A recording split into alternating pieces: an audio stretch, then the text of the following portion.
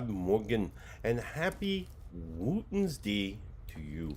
I hope this week has progressed as well as you'd hoped, and that all of those things that which you wish to manifest have become come to fruition, start to manifest in your life.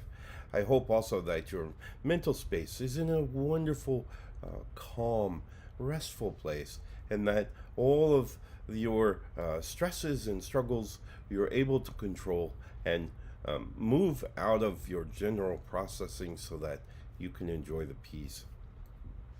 Today, as we embrace the Norse god Wotan, or as he was later named, Odin, the Allfather of Norse legend, I really want to talk about his quest for wisdom. And we've talked about this before, but again, it's so important that we understand this collection that we're in seeking, hopefully actively seeking. As always, I want to say thank you to all the platforms that support the show. I hope that you like, follow, subscribe, do all those super secret handshakes, and that you are ringing the bell for notifications that each show each morning kind of shows up in your inbox and you're ready to watch and join us each weekday morning. As always, I want to say a huge shout out to all of my friends, colleagues, family members, and just teammates in the quest to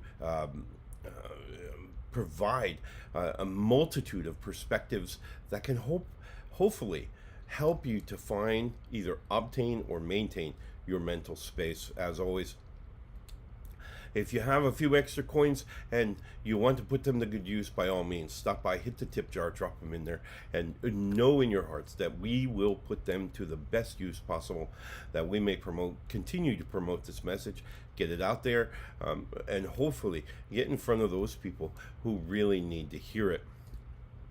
Now, as always, this morning, for those of you who might have questions, we do have the Facebook Live chat open. You're welcome to join us there. Ask your question, and let's see if we can make sure we can get it answered. If nothing else, we can research it and certainly reach out and provide that information. Finally, for those of you who may need an extra ear to bend or someone to listen, regardless of the psychological trauma, addiction, or domestic violence cases that you may be involved in, let me know. Let's communicate. Let's talk. Let's have a dialogue and see if we can't find an answer for a path forward, because it's so critical that we understand our mental space and the emotional effects on that mental space to actually have a happy, peaceful, loving, harmonious life. So, with no further ado, today we're talking about Wotan, and of course Wotan later becoming known as Odin within the Norse legends. Wotan was in a constant quest for wisdom. He searched high and low. Many sagas we hear him called the Traveler and the Wanderer, as he searched the globe for this thing called wisdom. Well, what is wisdom exactly? Wisdom, of course, is the collection of experiences that apply to our knowledge that then provides us with a higher level of knowledge, of education, of intellect. Why? Because we're educating, we're growing our knowledge with the application process. How do you apply this? How does it really apply in our everyday life? So that's the experience part. Now, in Odin's case, we read many tales within the sagas about his quest for knowledge and the extremes of the earth extremes of the realm rather, that he went through to gain this experience. Now, of course, he would have normally accomplished many of these experiences in his own life as he led the normal everyday things. He would have encountered sunrises and sunsets and rainstorms and the beautiful gift of nature. He would have experienced other people and interacting with those people and discovering the good and the not so good. And all of these experiences would have been placed into his knowledge and are into his mind, where those experiences provided via his eyes, his ears, his nose, his mouth, his skin, all of these would then provide additional tactile data to build the knowledge into this thing called wisdom. Now, in addition, Othin would have gone to the Well of Erd. Now, the Well of Erd in the there's some different translations of it, but my great grandmother told me that the Well of Erd was guarded by the Norse sisters. Norse sisters in Norse legend are the same thing as very similar, I should say, to the fates of Zeus or of Greek mythology. But in the Norse legends, these sisters, there were three of them, very much like the past, present, and future. Erd being the eldest, Skald being the middle daughter, and of course, Verdande being the baby, had a role in modern man's life. So, Skald, when a spiritual entity bonded to a physical form, Skald's job, or Erd's job rather, was to tell them how long it was going to be.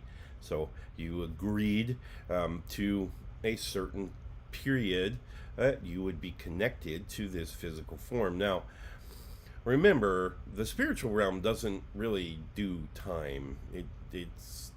That's a construct of modern industrialization. Nobody else really cares. When we look back in history and we see, the hunter-gatherers into the agriculturalists, into that time frame before modern technology began to really take hold, we really see people that base their whole life, their whole construct of this thing called time, on sunrise, sunset, and of course the seasons. That was it. That was the end of it. We didn't care about a 9 to 5. We didn't care, that this is lunchtime and this is breakfast and this is dinner. None of that mattered. What mattered was, we would protect ourselves at night from other predators. We would keep hopefully a fire burning because we knew the night would be a little cooler than the day, of course. So we'd get those fires burning. And it was hard to see at night, obviously, therefore hunting was kind of to a minimum. And all of the things that we would normally do during the day, we wouldn't do because very hard to see, particularly in those days, back in the days before street lights and the such. You were really limited on light. Well, as luck would have it, Erd will tell us exactly how long we're going to live. The dash was completely on us. We made all the decisions from the time after we were bonded to this physical form to the time our spirit would leave it. We'd come to an agreement. Erd would say, all right, you're going to be here 101 Earth years. Done. Sign the paper, move on. Then you would be born. Now, none of the fates really had anything to do with the dash.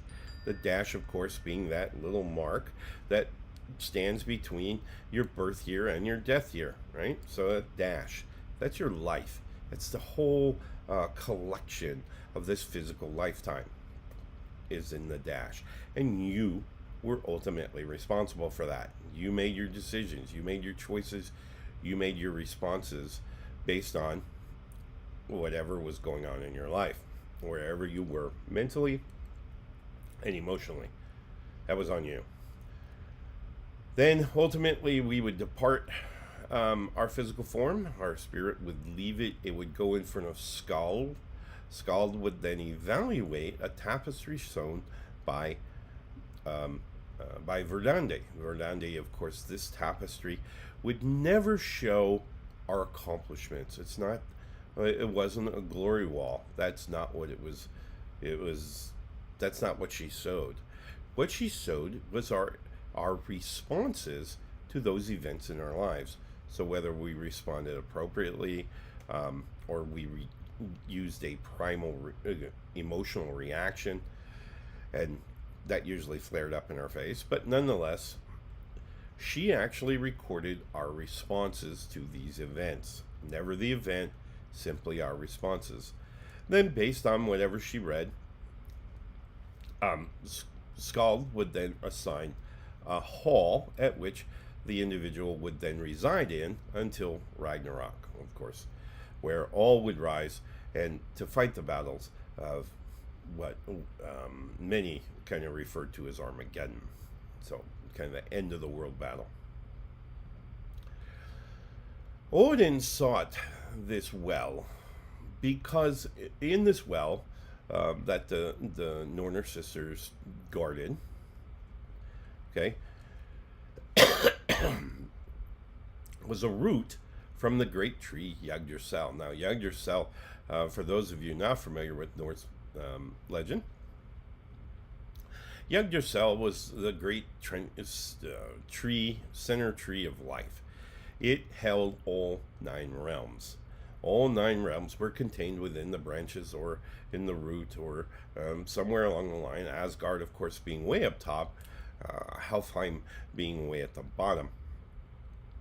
Matter of fact, one of these roots would actually be in Helheim, which is where Loki's daughter, Hel, would kind of rule the lands, right? So she was kind of in charge of that.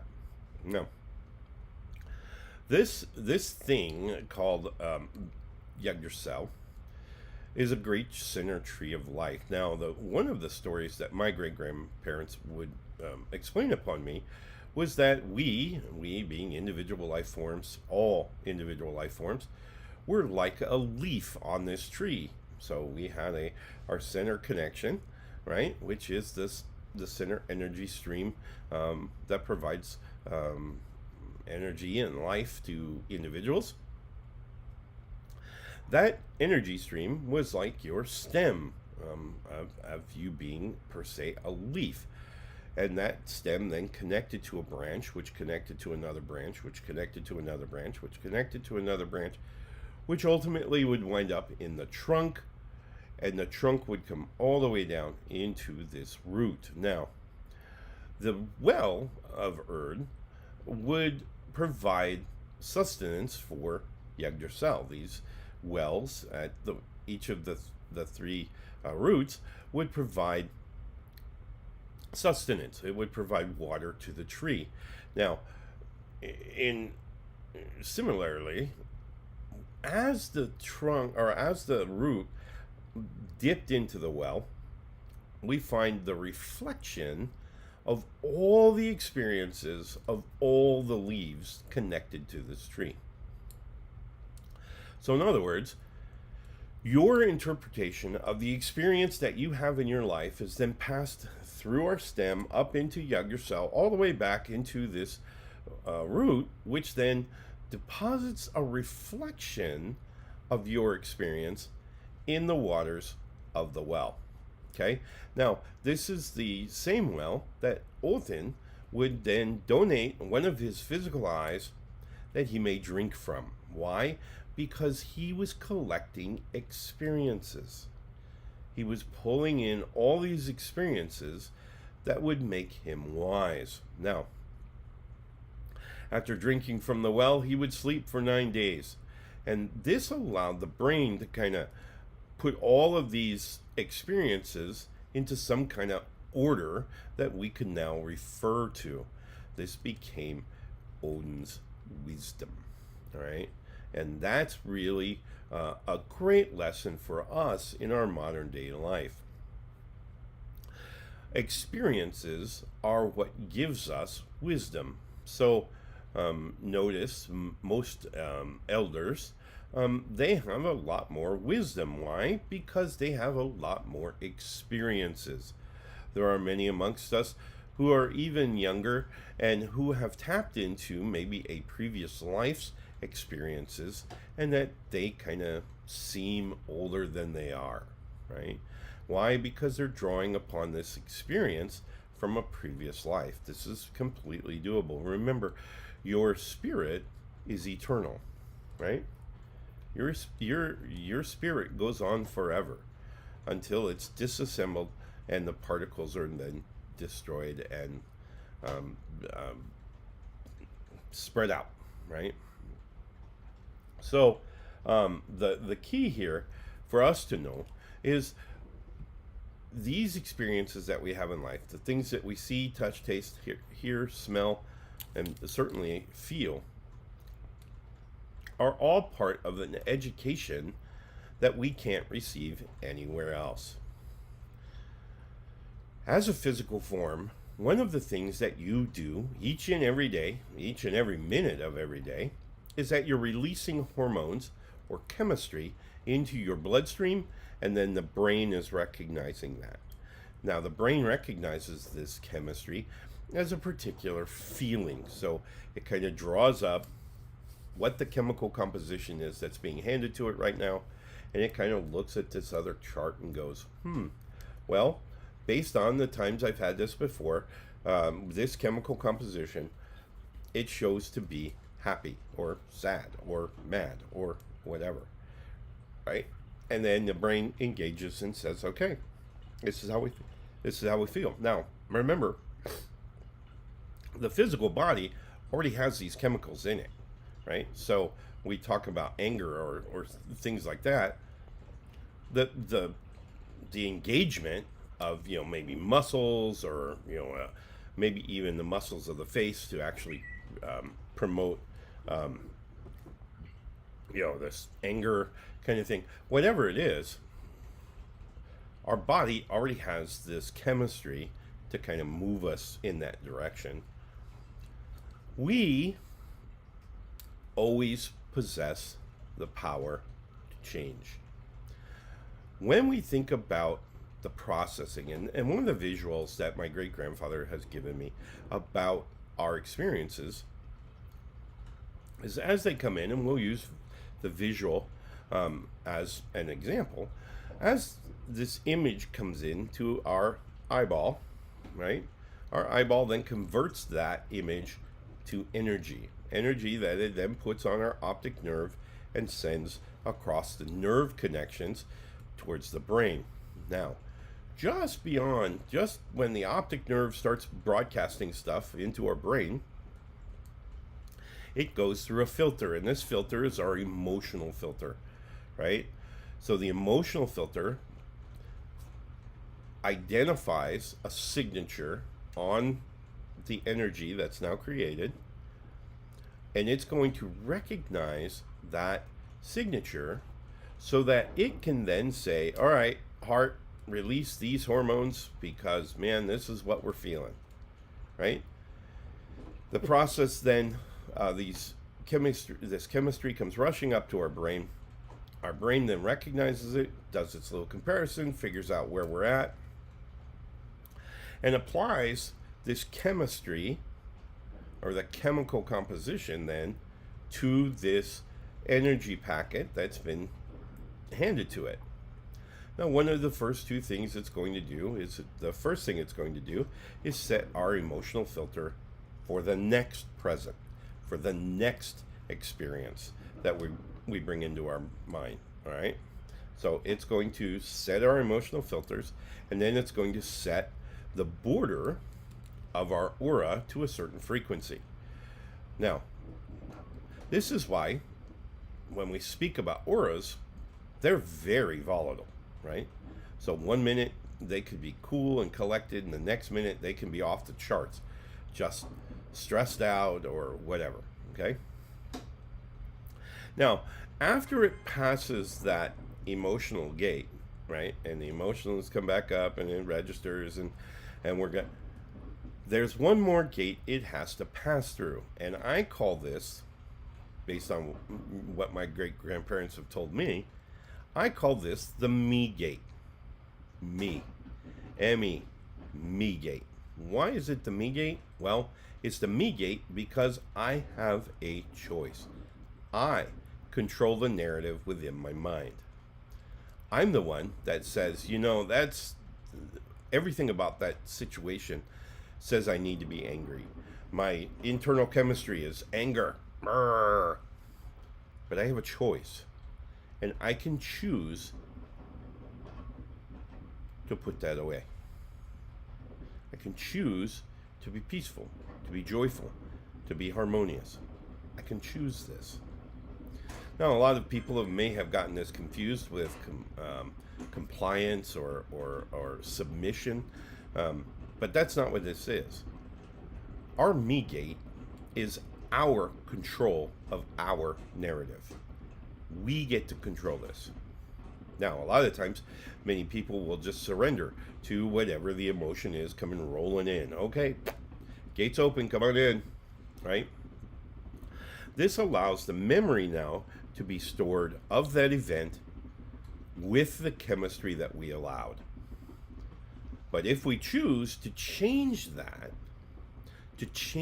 chemistry and say, no, I'm not going to be angry, I'm not going to be volatile, I'm going to be peaceful, I'm calm, harmonious, loving. That's what I choose. That's what happens at the me gate. The me gate then says, yeah, all right, divert all this other garbage and go this way. Conversely, if our mood, many times we've spoken about waking up in a bad mood, waking up on the wrong side of the bed, and how that kind of sets the tone for the day. In much the same way, the me gate can take something and say, you know, hey, this is a very calm, very, very collected, very easy response. But damn it, I'm angry. I'm mad about something, right? I woke up on the wrong side of the bed. Nothing's going right for me today. My me gate is now set to anger. Again, I'm going to divert the love and the harmony and that stuff, and I'm going to choose anger. But here's the kicker. The kicker is we have to be accountable for that decision. We make the choice. We control that narrative. We do. We can choose to just let it run rampant, or we can choose to control it. We have that choice. That's the experience, and that's the wisdom that the All-Father sought. He sought to control how he felt, what angered him, what brought him joy, and he chose to live a life of peace. Now, for many of you who have read the sagas, in the first part of and predominantly during the days of him being recognized as Wotan, Wotan was recognized more as a warrior. He was obviously the chieftain of the Aesir, and the Aesir were a warrior tribe. They were bent on war. We hear a lot more about Thor being in battle, but it always refers back to Wotan and Odin. In the earlier part of the writings, particularly in some of the earlier sagas, we hear about them being very warlike. Later, as time goes on, and we read the stories, the sagas, particularly written by Snorlason in Iceland many years later, we read about Odin being a very wise king. He was the wise god, and represented the quest for wisdom.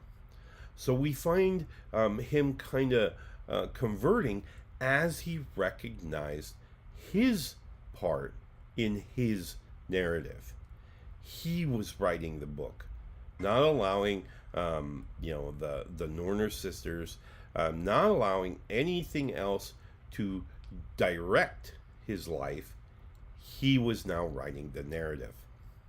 So we're seeing, even in the stories, and I have a set of stories that were told to me by my ancestors, and then you read, of course, the sagas and the like of actual documentation, that any amount of the documentation that's been preserved, and you find this similarity, yet maybe even some more details from our ancestors that did not come from those stories.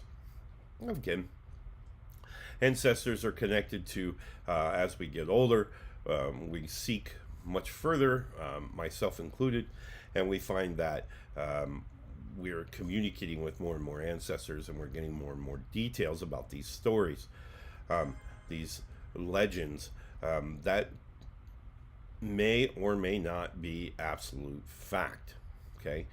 But it was enough to help them to believe how to navigate their path, how to navigate this thing we call the physical life. That's what they do. And that's what they did.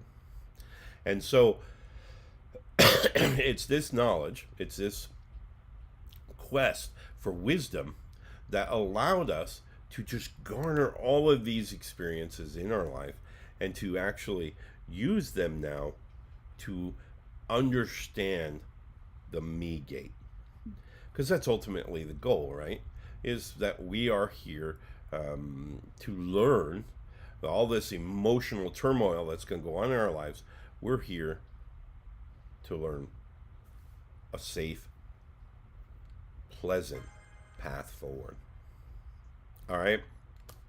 So Wotan gives us a great example of how to compress all of our experiences and to actually understand how all of them help us to better recognize and manage our me gate. So each of us have one. So spend some time. I would encourage you to spend some time in meditation and kind of think about that. Who's driving your programming?